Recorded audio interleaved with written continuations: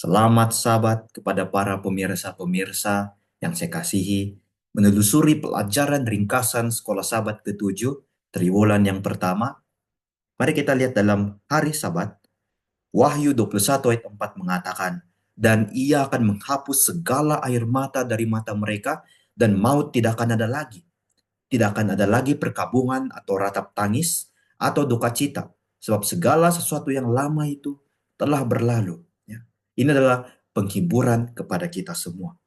Tuhan itu maha pengasih, tetapi mengapa masih ada kejahatan dalam dunia ini? Akibat dosa. Itulah merupakan dosa.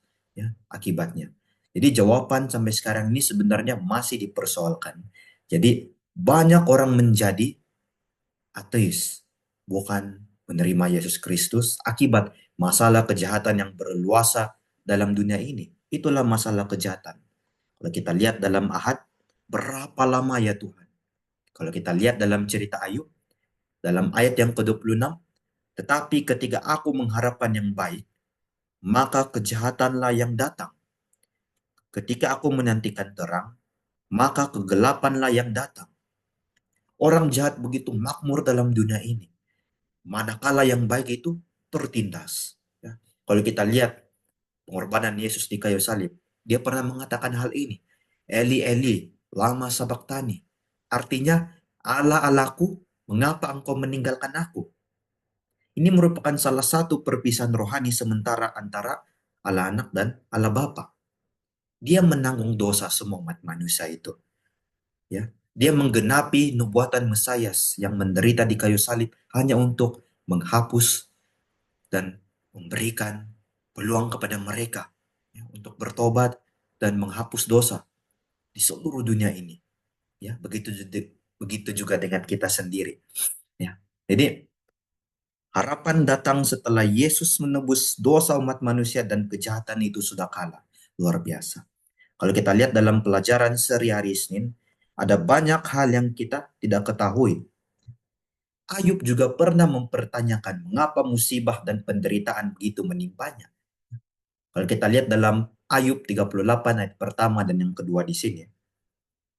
Maka dari dalam badai Tuhan menjawab Ayub, siapakah dia yang menggelapkan keputusan dengan perkataan-perkataan yang tidak berpengetahuan? Tuhan menyatakan kepada Ayub bahwa banyak lagi yang dia belum mengetahui, yang dia tidak betul mendalami tentang rencana Tuhan ini. Karena keterbatasan manusia sendiri, ketidaksempurnaan manusia, dan dosa manusia itu sendiri. Kita manusia berdosa, banyak lagi perkara yang kita belum ketahui mengenai tentang rencana Tuhan itu. Kalau kita lihat dalam hari Selasa, yang bertajuk penganut teisme yang skeptis. Yesaya 55 ayat 8 dan 9, rancangan Tuhan bukanlah rancangan kita. Rancangan Tuhan itu lebih tinggi daripada rancangan manusia. Oke. Ada dua terma yang kita akan pelajari yaitu teisme dan skeptis.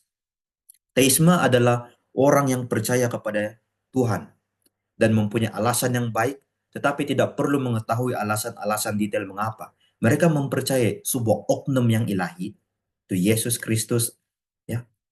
Dan skeptis, mereka ragu-ragu, ya. Dan mereka tidak mudah percaya tanpa bukti yang jelas.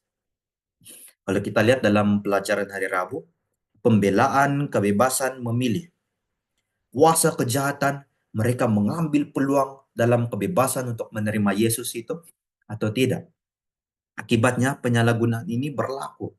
Kuasa jahat ini begitu senang apabila peluang ini diberikan kepada manusia, yaitu pemilihan. Di sini Tuhan sangat-sangat sedih, ya, karena iblis itu, si bintang fajar, dia ingin memutarbalikkan hal ini. Ya. Jadi sebenarnya kebebasan untuk memilih ini merupakan satu-satunya kasih, kebaikan, dan kegembiraan yang diberikan oleh Allah kepada kita, saudara-saudari. Jangan kita gunakan hal ini untuk menyatakan, wah, saya akan melaksanakan dosa saya sikit-sikit, dan saya tahu juga Tuhan akan memberikan saya pertobatan, dia akan mengampuni saya. Tetapi hal itu akan menjadi semakin besar, buah-buah dosa itu akan semakin bertumbuh apabila bermula dengan hal yang sepele-pele saja. Kalau kita lihat dalam Mia Christiani, kebahagiaan yang Allah rencanakan bagi makhluk ciptanya yang lebih tinggi adalah kebahagiaan bersatu dengannya, kita bersatu dengan Tuhan, antara satu sama lain, secara bebas dan sukarela. Bukan secara paksaan, ya, bukan secara robotik. Dan untuk itu, mereka harus bebas. Itulah mengapa Tuhan memberikan kita kebebasan untuk memilih. Ya, sama ada untuk mengikutinya atau tidak. Dalam hari Kamis, kasih dan kejahatan. Allah begitu menganugerahkan kebebasan memilih kepada kita. Luar biasa. Pelajaran seri ini sangat berkaitan. Kamis berkaitan dengan Rabu. Rabu berkaitan dengan Selasa. Selasa berkaitan dengan Isnin. Isnin dia berkaitan dengan Ahad dan Sabat. Luar biasa. Dia memberikan persoalan-persoalan yang dapat kita pahami. Jadi di sini kejahatan itu diizinkan itu mengapa? Sebab meniadakan peluang kejahatan berarti meniadakan kasih, saudara-saudari. Dia tidak mau menggunakan kekerasan dalam pemerintahannya kepada makhluk ciptaannya itu. Kalau kita lihat dalam Roma 8 ayat 18, ini adalah penghiburan bagi kita, saudara-saudari.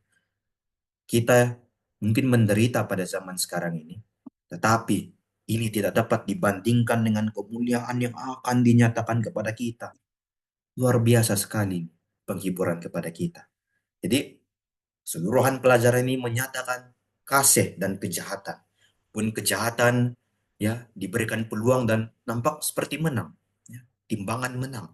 Tetapi apabila ada tangan Yesus, bermulanya lah rencana Tuhan itu akan datang, kasih itu akan baik dan akan memenangkan dan akan menindas ya dosa itu, ya, dan juga akan meniadakan kejahatan akhirnya. Dan umat-umat makhluk ciptaan Tuhan akan melihat, wah betapa adilnya Tuhan.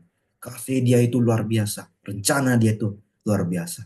Itulah seri pelajaran kita pada sahabat kali ini. Tuhan memberkati. Salam sahabat kepada semua. Ya, kirimkan salam kepada semua gereja OICC. Luar biasa.